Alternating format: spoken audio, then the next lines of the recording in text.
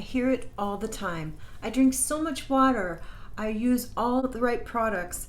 I use my devices. Why is my skin so dry? Stay tuned. That's coming up next.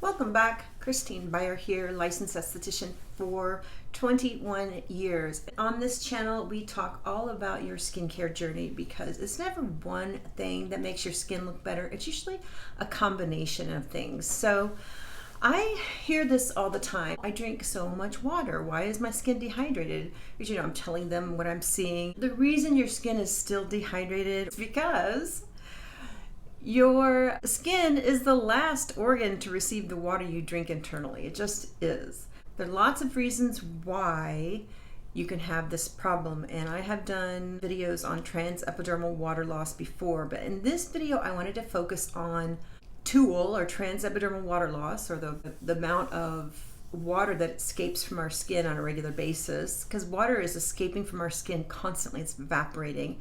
And it would be evaporating from our body if we didn't have our skin. So it's good that we have skin. So in this video, I wanted to talk about this dry skin, transepidermal water loss, and devices, because a lot of times we can be doing all the right things, but our skin has a little bit of trouble keeping up with the devices.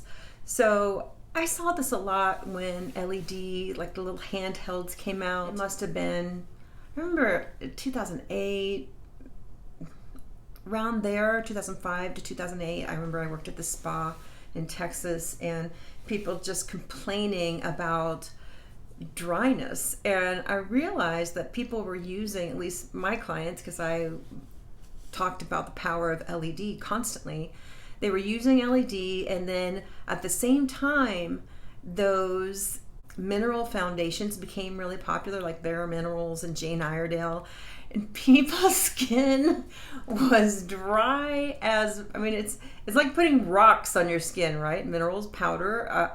They've improved the formulations since then, but really it's like putting rocks on your face, powder.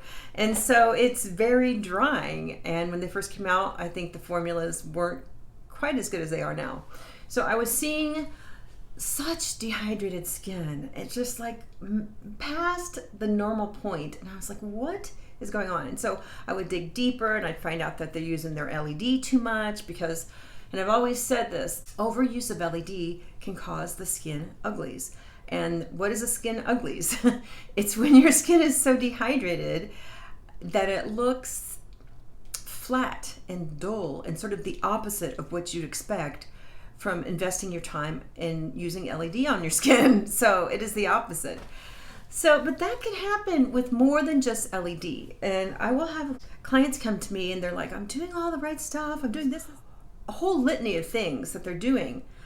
And I'm like, have you given your skin some downtime? Because our skin, like our body, needs downtime. Our face needs downtime. So because we need this balance, it's good to give your skin a day off per week. And maybe on that day, you do 7 skins, which is the Korean method of putting 7 layers of pure hydration onto the skin, or until the skin can't accept any more moisture, and then putting something heavy and occlusive on top of that. So, for example, NeoGenesis Intensive Moisturizer, or the Sculpla CaviPLLA. You could put those because they're both very heavy. I prefer to put something very nourishing on top of all that moisture. And then you wake up the next day and your skin looks amazing. You look like you just had the best facial of your life.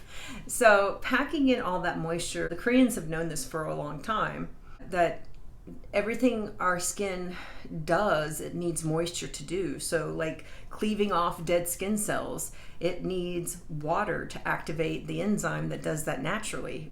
And if our skin is super dry from overuse of acids or physical exfoliation scrubs, whatever, the trophy skin, that at-home microdermabrasion device, any of that stuff, it can be really upsetting to the acid mantle and the skin's barrier. acid mantle of our skin, I talk about this once in a while. It is basically our sweat and our oils that mix together, and they form this acidic film. It's very fine on most people, and it repels bacteria. So it's something that keeps us safe, and it's part of the immune function of our skin, so we need that. But a lot of times going in and over aggressively treating our skin with acids and peels and exfoliation, the skin may look great that day, but it's very hard on the skin long term. So just make sure that you are giving your skin one day of downtime and a little bit of balance, especially if you're using devices. It needs that day off, because I always say this too, that the magic happens between the treatments. It really does, because a lot of times things that we will do, they'll move a lot of lymph, extracellular waste that gets caught in our faces and our necks and makes us puffy. Most of the devices that I sell, for example, they move lymph like crazy, right? They depuff. So we need to give the body a little bit of time to digest all that. And I know if you go and get a lymphatic drainage facial or lymphatic drainage body treatment, that you need a couple days to process that. They say 72 hours to process that. Now, I don't think that you need to wait that much time between treatments. Say if you're just starting out and you want to get on it, you can do it daily. And I'm going to show you another way that you can do that without suffering any ill effects in a second. But you can do it daily, but make sure you give your skin some downtime, because it's all about balance. Doing that 7 skins is important, because you think about running a marathon. We're essentially asking our skin to run a marathon with these devices, right? We're speeding up cellular turnover, we're flushing out lymph, we're repairing old damage, new damage, whatever.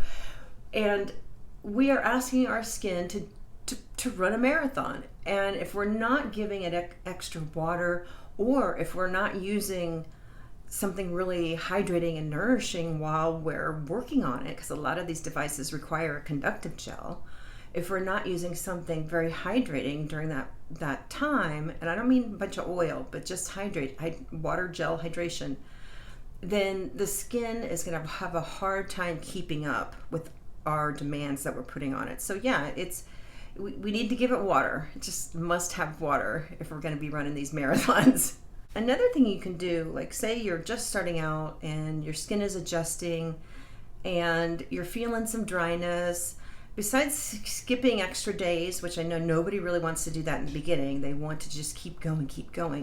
You can do what's called microdosing your devices, and I'll show you how that works. So say for example, you purchased the eye rejuvenator. This is a German-made device. It's wonderful. It's microcurrent for around the eyes. And this is like a perfect example of microdosing, because it's 90 seconds per eye, which I think is so clever. It takes a little second to warm up, and then it beeps, and then you do 90 seconds, and then it beeps, and you do 90 seconds. And I'm like, that is genius, because you're not overworking the delicate tissue around the eye. You are getting a perfect dose. And this is something you could do every day if you wanted to. But I noticed that the effects last a long time on me, more than other devices I've used in the past. And I think this is the best at filling in under eye hollows, which has really surprised me. Out of all the devices I use and sell, I get such good results with this on my under eye hollows.